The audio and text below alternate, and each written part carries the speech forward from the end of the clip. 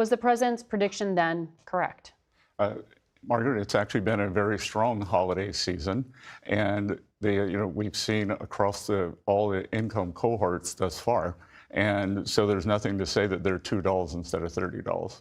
The president was wrong to predict lower numbers of purchases and higher prices? The economy has been better than we thought. We've had the 4% GDP growth in a couple of quarters. We're going to finish the year, despite the Schumer shutdown, with 3% real GDP growth. Mm-hmm.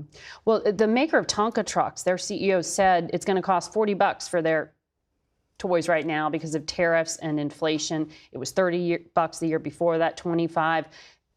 Prices in the toy space are accelerating, and people are feeling that.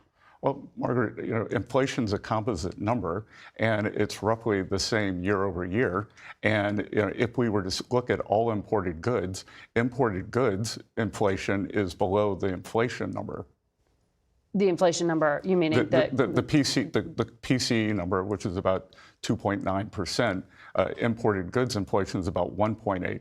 It's the service economy that's generating inflation, which actually has nothing to do with tariffs. But when we hear from, for example, the president, when he says that affordability is a con job by Democrats, that seems to just not be resonating with consumers that have been polled by CBS. 60% of Americans polled by this network told us President Trump makes prices and inflation sound better than they really are. And his approval rating on the economy is now down to 36% in our latest poll. On inflation, approval is even lower, at 32%. Don't you need to show that you feel the pain? Well, Margaret, I think the president's frustrated by the media coverage of what's going on. Just as the polling of average Americans. Yeah, but I think the average Americans are hearing a lot of it from media coverage. And I will tell you that the affordability has two components. There's inflation, and then there's real incomes. Real incomes are up about 1%. And what we're not going to do is say that Americans don't know what they're feeling. We've been working on it every day. I was on your show on March talking about affordability. We've made a lot of gains, but remember, we've got this embedded inflation from the Biden years where mainstream media, whether it's Greg Ip at the Wall Street Journal, toxic Paul Krugman at the New York Times, or former Vice Chair Alan Blinder, all said it was a vibe session. The American people don't know how good they have it. Now, Democrats created scarcity, whether it was in energy or overregulation, that we are now seeing this affordability problem. And I think next year we're going to move on to prosperity. You do think there is an affordability problem? Sorry? You do believe there's I think the Biden administration created a terrible... No, but now we're nearly 12 months in. You said the president would own the economy at this point.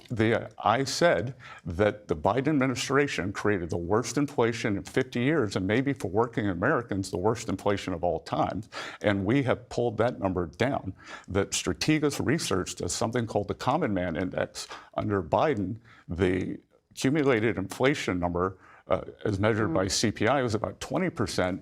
Their index showed 35. This year, for the first time, the Common Man Index is below the inflation index because the basket of goods for working Americans, food, gasoline, rent is coming down. So I wrote an essay March 12th, 2024, and it talked about the three I's: immigration, interest rates, and inflation.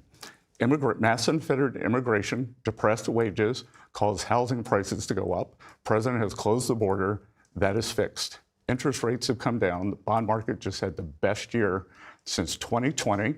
And now we are working on inflation, and I expect inflation to roll down strongly next year. Well, I mean, grocery prices are up nearly 3% compared